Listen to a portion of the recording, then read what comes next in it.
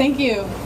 Next up we have Scott Somerville, who is a coordinator with Restore the Fourth, and he's also a concerned citizen. Welcome, Scott.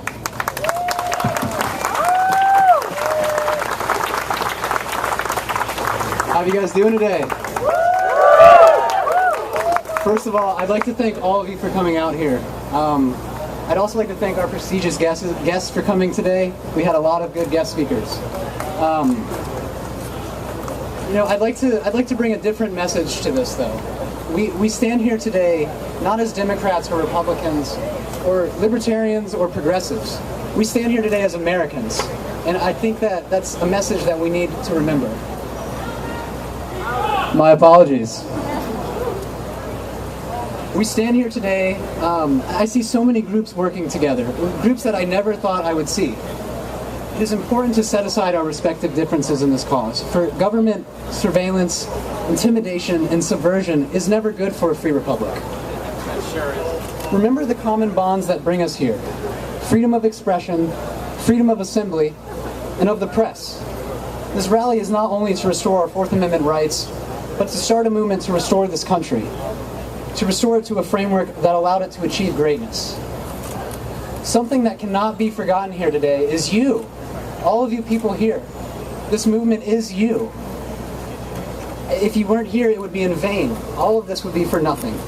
As of 1 month ago, I hadn't even used Reddit. I had no idea how to use the website. I saw Edward Snowden go on Greenwald's interview and immediately decided to take action. I'm a regular dude. I work... Thank you. I work retail. I have a normal job. Yet I was able to get involved here, and you need to remember that. This event is proof of what people can do when they work together. The message of freedom is a popular one, but not everyone sees it that way. It is our job, everyone here, I want you to go, and it's our job to educate the American people. I've heard a lot recently from friends and peers that have said they don't need to worry about PRISM or any revelations recently about government surveillance because they have nothing to hide. If you have nothing to hide, you have nothing to worry about. Am I right? No. Blackmailing congressmen, that's what you need to worry about. To me, it's not even about having anything to hide anymore. They don't tell you what you have to hide.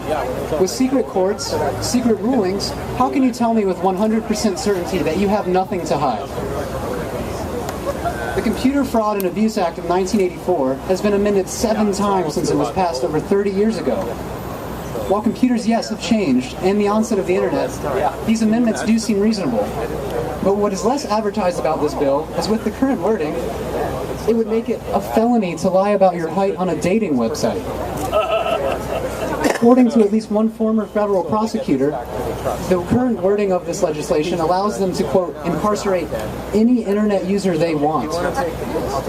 As I said earlier, I'm new to Reddit, so when I heard of Aaron Swartz's death, it saddened and disturbed me. It disturbed me that government intimidation had led a man to kill himself. My apologies again. Aaron was looking at 35 years in prison for downloading and distributing scholarly journals.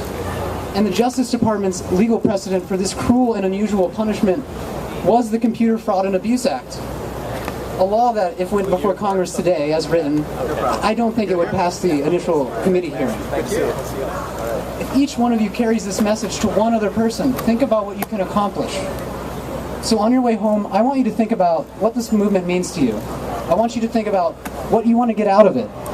This is a message of inclusion and solidarity. Remember the common bonds that bring you here. We are here to restore our constitutional rights. And the last time I read that document, it began with "We the people." This republic was created for, of, and by the people.